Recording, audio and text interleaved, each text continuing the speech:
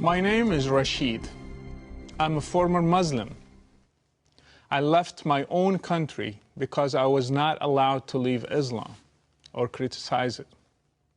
I am to be killed if I go today to any Muslim country. And now, when I came to the West, Muslims are trying to shut me off using another tool, Islamophobia. What is Islamophobia anyway? I never heard that term when I was in Morocco. They just told me that the apostate should be killed. But in the West, if you criticize Islam, you are accused of Islamophobia. Islam silences us in the East by threatening some of us, arresting some, persecuting others, and killing the apostates. But in the West, Islam is trying to silence us using this weird term, Islamophobia. I know that thousands were persecuted because of Islam, and thousands were killed because of Islamic terrorism. On the other hand, let me ask those who use this term, how many people were killed because of Islamophobia? You want to talk about Islamophobia? Then I want you to find a name for this, please. When I left Islam and converted to Christianity, I was rejected by my own Muslim family because Islam asks them to do so. I was persecuted by my own country because it's an Islamic country and the king is the prince of the believers. When I met secretly with Christians who were converts like me, we were not allowed to have Bibles in Arabic. We were not allowed to meet and worship. Those of us who wanted to marry had only one option, to do it as an Islamic marriage. We were not allowed to name our kids Christian names. Only Arab Muslim names were allowed. Our kids were forced to study Islam at school and memorize verses of the Quran. We met in homes. We closed doors and windows. And we sang quietly so nobody can hear us. We pretended we were just visiting friends in order to meet. We were forced to fast during Ramadan.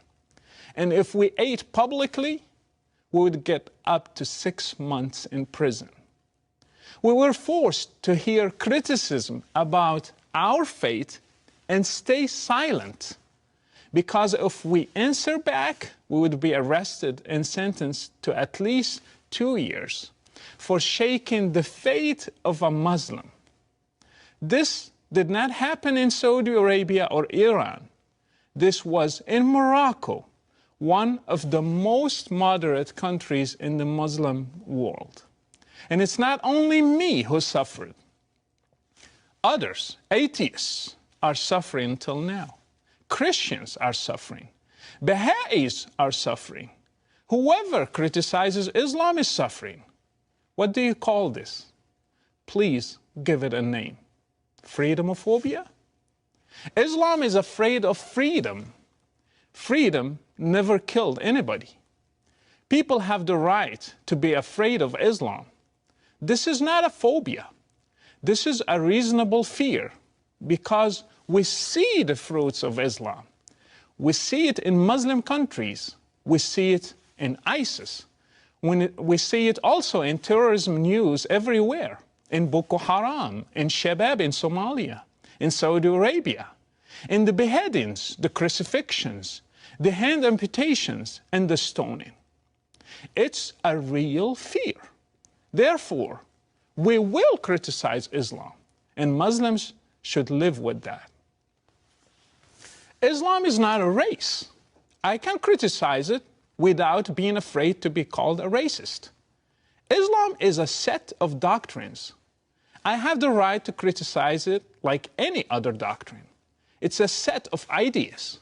People can denounce them, can criticize them, and can even hate them without being harassed or accused of hatred. Is it a hate speech if I hated an ideology? Islam is an ideology. Islam gives itself the right to criticize other religions, especially Christianity and Judaism. It should accept criticism from others as well. Muslims, for example, accuse Christians of changing their Bible and call them polytheists because they worship Jesus. So they should accept criticism toward their religion as well. Freedom goes both ways. It's not only good when it serves you. Muslims are people. Islam is an ideology. Criticizing and hating Islam does not mean hating Muslims. My parents are Muslims. Many of my family members are Muslims. I love them and respect them. But still, I criticize Islam without confusing the two. We should differentiate between them. My family members are not forced to be Muslims, neither any Muslim. They can denounce it. It's not their race or their DNA, it's their choice.